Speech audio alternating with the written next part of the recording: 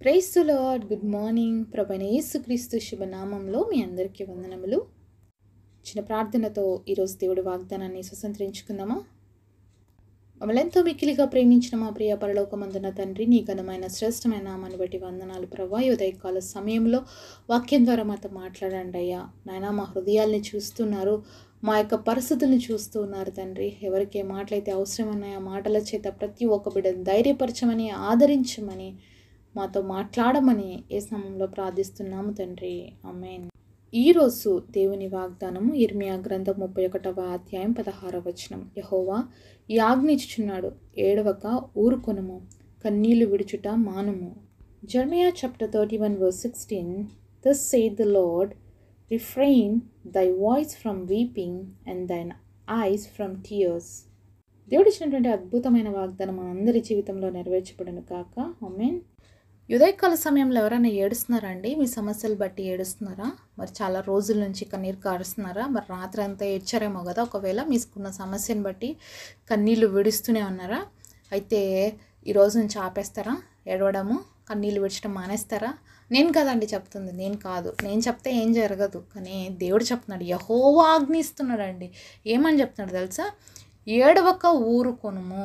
ఏం చేయొద్దంట? నువ్వు ఏడవద్దంట. ఇంకొకటి ఏం చెప్తున్నాడు తెలుసా దేవుడు? కన్నీళ్లు విడుచుట మానుము. ఎంత అద్భుతమైన మాట కదండి. దేవుడు నన్ను పట్టించుకోడండి. దేవుడు నా బాధ వినడండి. నేను ఏడుస్తా అంటే కూడా పట్టించుకోడు అంటున్నాడు అని చాలాసార్లు అనుకుంటాం కదా. మళ్ళీ ఏడుస్తుంటే దేవుడు ఏం చెప్తున్నాడండి ఈరోజు మనకి? నువ్వు ఏడ్చొద్దు, నువ్వు ఊరుకో అని చెప్తున్నాడు. అంతేకాదు, నువ్వు కన్నీళ్ళు కూడా విడచడానికి వీలు లేదు. మనం కన్నీళ్ళు కూడా పెట్టనవసరం లేదు. ఎక్కడ ఏడుస్తున్నారండి ఈరోజు? మీరు ఎవరి ముందర ఏడుస్తున్నారు? మనుషుల ముందర ఏడుస్తున్నారా? లేకపోతే ఎవ్వరు చూడకూడదని రాత్రిపూట్లు ఏడుస్తున్నారా? ఇంకెక్కడైనా ఏడుస్తున్నారా? ఎక్కడ మీ కన్నీళ్ళని ఎవరి ముందు పెడుతున్నారు? కాబట్టి ఈరోజు ఇంతవరకు ఎక్కడెక్కడ ఏడ్చారో, ఇన్ని రోజులు మరి ఎక్కడెక్కడ మీ కన్నీళ్ళు విడిచారో, ఇంకా వాటన్నిటిని దేవుడు ఏం చెప్తున్నాడు తెలుసా? స్టాప్ చేయండి. ఇంక ఏడ్చాల్సిన అవసరం లేదు. ఆయన ఆజ్ఞ ఇస్తున్నాడు ఈ మాట. ఆయన మనల్ని ఏం చెప్తున్నాడు? ఇది ఆజ్ఞ. ఆజ్ఞ అంటే ఇది పాటించాలి.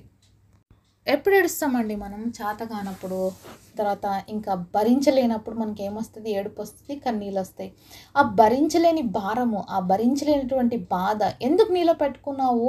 అది నాకు ఇచ్చేసేయి అని దేవుడు మాట్లాడుతున్నాడండి. ఎందుకంటే కీర్తనలు 51వ అధ్యాయం 21వ వచనంలో చూసినట్లయితే, 22వ వచనంలో చూసినట్లయితే, నీ భారము యెహోవా మీద మోపుము, ఆయన నిన్ను ఆదుకొనును అని చూస్తాం. అలాగే మత్తయి సువార్త 11వ అధ్యాయం 10వ వచనంలో, ప్రయాసపడి భారం మోస్తున్న సమస్త జనులారా నా యొద్దకు రండి, నేను మీకు విశ్రాంతి కలుగు చేస్తాను అన్నాడు. అలాగే 1 పేతురు 5వ అధ్యాయము 7వ వచనంలో, మరి నేను మిమ్మల్ని గురించి చింతించున్నాను గనుక మీ చింత యావత్తు నా మీద వెయ్యుడి అని దేవుడు వాక్యం సెలవిస్తోంది. మరి ఇంతగా దేవుడు మనల్ని బలపరుస్తున్న తన మాటల చేత, ఎన్ని వాగ్దానాలు ఇచ్చి మనల్ని ధైర్యపరుస్తున్నా, ఇంకా మనం ఎందుకు ఏడుస్తున్నాం? ఇంకా మనం ఎందుకు కన్నీళ్లు విడుస్తున్నాం? ఎందుకు తెలుసా? అనేక సార్లు మనం దేవుడి మాటను నమ్మము.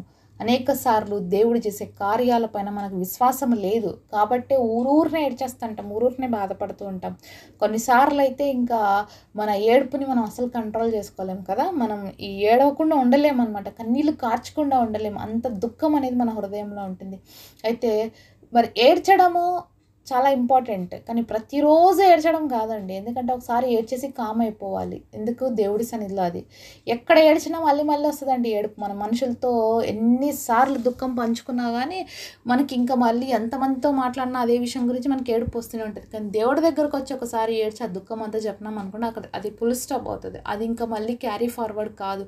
ఎందుకంటే మన దేవుడిని దుఃఖ దినములు సమాప్తములగును అని యెషయా గ్రంథం 60వ అధ్యాయం 20వ వచనంలో మాట్లాడాడు. మన దుఃఖ దినములు ఆయన సమాప్తం చేయటానికి శక్తివంతుడు. కానీ మానవుడు ఆ విధంగా చేయగలుగుతాడా? ఏదో కొంచెం సేపు మనం ఏడిస్తే మనల్ని ఓదారుస్తాడు, మనల్ని ధైర్యపరుస్తాడు. ఆ తర్వాత మళ్ళీ కొంచెం సేపు మనం కామ్ డౌన్ అవుతాం. మళ్ళీ ఎవరైనా వచ్చి ఆరే నీకు ఇలా జరిగిందా, ఇలా అయిందంట కదా అన్నారంటే మళ్ళీ ఏం చేస్తాం? మళ్ళీ ఏడుస్తాం అనమాట. కానీ దేవుడి దగ్గర కానీ మన సమస్యను చెప్పుకున్నప్పుడు, దేవుడి దగ్గర కానీ మన కన్నీరు కార్చినప్పుడు, దేవుడి దగ్గర కానీ మనం ఏడ్చినప్పుడు, దేవుడు ఇంకా స్టాప్ చేయి అంటే నువ్వు స్టాప్ చేయాల్సిందే. ఎందుకంటే పరిష్కారం కూడా అలానే ఉంటుంది. ఏడ్చాల్సిన అవసరం లేదు ఇంకా అని. ఒకసారి మనం లూకా సువార్త 7వ అధ్యాయము 13వ వచనం చూద్దాం. ప్రభు ఆమెను చూచి ఆమె యందు కనికరపడి ఏడవవద్దని ఆమెతో చెప్పి దగ్గరకు వచ్చి పాడెను ముట్టగా మూయుచున్న వారు నిలిచిరి. ఆయన, చిన్నవాడా లెమ్మ నీతో చెప్పుచున్నాననగా ఆ చనిపోయిన వాడు లేచి కూర్చుండి మాట్లాడసాగాను. ఆయన అతనిని అతని తల్లికి అప్పగించెను. అందరూ భయాక్రాంతులై మనలో గొప్ప ప్రవక్త బయలుదేరి ఉన్నాడు, దేవుడు తన ప్రజలకు దర్శనం అనుగ్రహించి ఉన్నాడని దేవుని మహిమపరిచిరి. యేసు ప్రభు ఒకసారి నాయూన్ అనేటువంటి ఒక ఊరు గుండా వెళ్తుంటే ఆ ఊరి గవిని దగ్గరకు వచ్చినప్పుడు ఒక తల్లి ఏడుస్తా కనపడింది అనమాట. తనకు ఒకే ఒక కుమారుడు ఉన్నాడు, భర్త కూడా లేడు. తన కుమారుడు చనిపోయాడు. మరి పాడ మీద మోసుకొని వస్తూ ఉన్నారనమాట. మనం చదివాం కదా 13వ వచనంలో. ఆమె ఏడుస్తుంది, బాధ తట్టుకోలేకపోతుంది. ఎందుకంటే భర్త లేడు, ఇప్పుడు కుమారుడు కూడా లేడు, తను ఒంటరి అయిపోయింది. ఎంతగా ఏడుస్తుందంటే మరి దేవుడు చూస్తూ ఉన్నాడు ఆమె ఏడుపుని. మరి అప్పుడు ఆ బాధని, ఆ వేదనని చూసినటువంటి దేవుడు ఆమె దగ్గరకు వచ్చి, అమ్మ ఏడవద్దు అని చెప్పాడనమాట.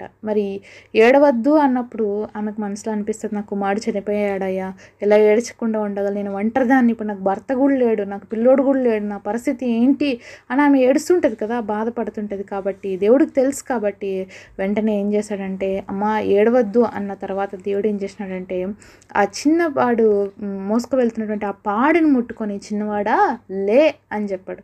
ఆ ఏడుపుకు కారణం ఏంటో దేవుడికి తెలుసు కదా. మరి ఆమె ఎందుకు ఏడుస్తుంది? తన కుమారుడిని పోగొట్టుకున్నందుకు ఏడుస్తుంది. మరి ఆ బిడ్డ చనిపోయాడు కాబట్టి ఏడుస్తుంది. కాబట్టి ఇప్పుడు ఆ పాడిని ముట్టుకొని దేవుడు అన్నాడు, కుమారుడా లే అంటేనే చచ్చిపోయిన పిల్లోడు లేచి కూర్చున్నాడండి. ఎంత అద్భుతం కదా, ఆ తల్లికి అప్పగిచ్చాడు. ఇప్పుడు చెప్పండి, ఏడుస్తున్న ఆ తల్లి ఇప్పుడు ఏడుస్తుందా? ఎంత సంతోషం వేసి ఉంటుంది కదా. చచ్చిపోయిన తన కుమారుడు లేచి కూర్చొని తల్లితో మాట్లాడుతుంటే ఆ తల్లి యొక్క ఆనందం ఎంత గొప్పగా ఉంటుంది కదా. అదేనండి, యేసు ప్రభు దగ్గరికి సమస్య వస్తే ఊరికనే నువ్వు ఏడ్చొద్దు, నువ్వు కన్నీళ్ళు పెట్టద్దు అని దేవుడు చెప్పడండి. ఆ సమస్యకి పరిష్కారం కూడా ఖచ్చితంగా ఇస్తాడు. ఆ తల్లి ఏడుస్తుంది తన కుమారుడు కోసం, చచ్చిపోయినాడు. ఎందుకంటే అది అసాధ్యం, ఇది జరగదు. అలాంటి పరిస్థితిలో దేవుడు ఆమె దగ్గరికి, దేవుడే వెళ్ళాడు, ఆమె దేవుడి దగ్గరికి వెళ్ళలేదండి, దేవుడే వచ్చాడు. ఆమె ఏడుస్తుంటే, ఆమె బాధపడుతుంటే ఈరోజు దేవుడే నీ దగ్గరకు వస్తాడండి. ఆమెను చూసిన దేవుడు ఈరోజు నిన్ను నన్ను చూడడా? ఖచ్చితంగా చూస్తాడు. ఆమెను ఏడుస్తున్న ఏడుపుని చూసిన దేవుడు కనికరపడ్డాడు ఆమె పైన. ఆమె దగ్గరకు వచ్చి, అమ్మ నువ్వు ఏడ్చొద్దని ఒక మాట చెప్పాడు. వెంటనే ఆ పాడను ముట్టినాడు, చనిపోయిన వ్యక్తిని దేవుడు లేపాడు. అక్కడున్న వాళ్ళందరూ కూడా భయాక్రాంతులయ్యారు. ఎందుకంటే పాడ మీద మోసుకు వెళ్తున్నటువంటి ఆ బిడ్డను దేవుడు బ్రతికిచ్చాడండి. ఒక తల్లి కన్నీరు కారుస్తున్నప్పుడు, ఆమె పడుతున్న వేదన చూసినప్పుడు దేవుడు తట్టుకోలేకపోయాడు.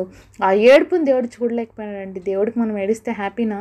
మీ పిల్లలు ఏడిస్తే మీకు హ్యాపీగా ఉంటుందా? మీ పిల్లలు రోధిస్తుంటే మీకు సంతోషంగా ఉంటుందా? మనకే సంతోషంగా ఉండదు. మన బిడ్డలు ఏడుస్తుంటే అయ్యో ఏమైంది, ఏం కావాలన్నా నేను తెచ్చిస్తాను అని అంటామే. మరి ఆయన మన పరలోకపు తండ్రి అండి, మన సృష్టికర్త అయిన దేవుడు. మనం ఏడుస్తుంటే ఊరుకుంటాడా? మనం బాధపడుతుంటే ఆయనకు హ్యాపీ అనిపిస్తుందా? లేదు కదా. అందుకే దేవుడు ఆజ్ఞనే ఇస్తున్నాడు, ఇక్కడ నువ్వు ఏడ్చొద్దు, నువ్వు ఎందుకు కన్నీళ్ళు కారుస్తున్నావు, నేను ఉన్నాను కదా నీకు ఎందుకు భయము, నీకెందుకు దిగులు, నీకెందుకు కష్టము, నువ్వు నా దగ్గర రా, నీకున్న బాధ అంతా నేను తీరుస్తాను, చింత యావత్తు నా మీద వెయ్యి, నేను సహాయం చేస్తానని చెప్పాను కదా అని దేవుడు మనకి పదే పదే గుర్తు చేస్తున్నాడండి.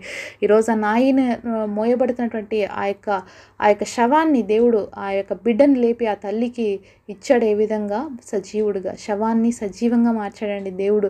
ఆ తల్లి కన్నీరుని చూడలేక, ఆ తల్లి ఏడుపుని చూడలేక. మరి అంత గొప్ప దేవుడు అండి మన దేవుడు. చనిపోయిన వ్యక్తుల్ని సైతం లేపోయిన గొప్ప దేవుడు అండి మనం కలిగిన దేవుడు. నీకు నాకున్న సమస్యను తీర్చడానికి ఆయన చిన్న దేవుడు కాదండి, చాలా గొప్ప దేవుడు. సమస్యని కాదు, దేవుని చూద్దాం. సమస్య వైపు చూసినంతసేపు దేవుడి కార్యాలు చూడలేమండి. కాబట్టి దేవుడి వైపు చూద్దాము. మన ఏడుపు, మన దుఃఖము ఆయన దగ్గరకు తీసుకెళ్ళినప్పుడు ఖచ్చితంగా ఫుల్ స్టాప్ పెడతారు. కాబట్టి మనుషుల దగ్గరకు కాదు మనం వెళ్ళాల్సింది. మనకున్న సమస్యలు బట్టి, మనకున్న దుఃఖాన్ని బట్టి మనం ఏడుస్తూ రోధిస్తూ కూర్చోవడం కాదు. కానీ ఆ రోదన, ఆ వేదన దేవుడి సన్నిధికి తీసుకొచ్చినప్పుడు ఆ దుఃఖమును నాట్యంగా మార్చే దేవుడు, ఆ కన్నీటిని ఆనందంగా చేసేటువంటి శక్తివంతుడు మన దేవుడు. కాబట్టి ఈరోజు దేవుడు నీతో నాతో మాట్లాడుతున్నాడు. ఏ విషయాన్ని బట్టి ఏడుస్తున్నావో ఊరుకోండి, ఇంకా ఏడ్చకు, కన్నీళ్ళు పెట్టకు, నువ్వు ఆనందంగా ఉండు, నేను నీకు కార్యం చేయబోతున్నానని దేవుడు మాట్లాడుతున్నాడు. విశ్వసిస్తావా? మరి దేవుడు నీకు ఆజ్ఞిస్తున్నాడు ఈ మాట, నువ్వు ఏడ్చొద్దు, నువ్వు బాధపడద్దు, ధైర్యంగా ఉండు, నేను ఉన్నానని. కాబట్టి గొప్ప వాగ్దానం రిసీవ్ చేసుకొని మనందరం కూడా దేవుడి సన్నిధిలో ఆనందిద్దామా? మరి పరిశుద్ధుడైన తండ్రి, మీరు మాతో మాట్లాడిన ప్రతి మాట కొరకే మీకు వందనాలు చెల్లిస్తున్నాం ప్రభువా. ఈరోజు ఎవరెవరు ఏడుస్తున్నారు, ఎవరెవరైతే కన్నీరు పెడుతున్నారు, నువ్వు ఆజ్ఞిస్తున్నావు, ఏడ్చొద్దు, నువ్వు కన్నీరు కార్చొద్దు, నేను ఉన్నా నీకు సహాయం చేస్తానని తండ్రి. నాయనలో ఉన్నటువంటి ఆ ప్రాంతంలో ఆ తల్లికి సహాయం చేస్తున్న దేవుడు, ఈరోజు ఏ బిడ్డ ఏ విషయాన్ని బట్టి నీ సన్నిధిలో కన్నీరు కారుస్తూ బాధతో ఉన్నారు, వాటికి ఫుల్ స్టాప్ పెట్టగలిగిన దేవుడు నువ్వు మాత్రమే, వాటిని ఆనందంగా మార్చే దేవుడు నువ్వు మాత్రమే. కాబట్టి ఈ గొప్ప వాగ్దానం అందరి జీవితాలను నెరవేర్చి ప్రతి కన్నీటిని తుడిచి ఆనందంతో ప్రతి ఒక్క హృదయాన్ని నింపమని నజరేయుడనే యేసు నామములో ప్రార్థిస్తున్నాము తండ్రి. ఆమేన్. ఈరోజు బర్త్డే అలాగే వెడ్డింగ్ యానివర్సరీ సెలబ్రేట్ చేసుకుంటున్న మీ అందరికీ కూడా wish you happy birthday and happy anniversary. God bless you all.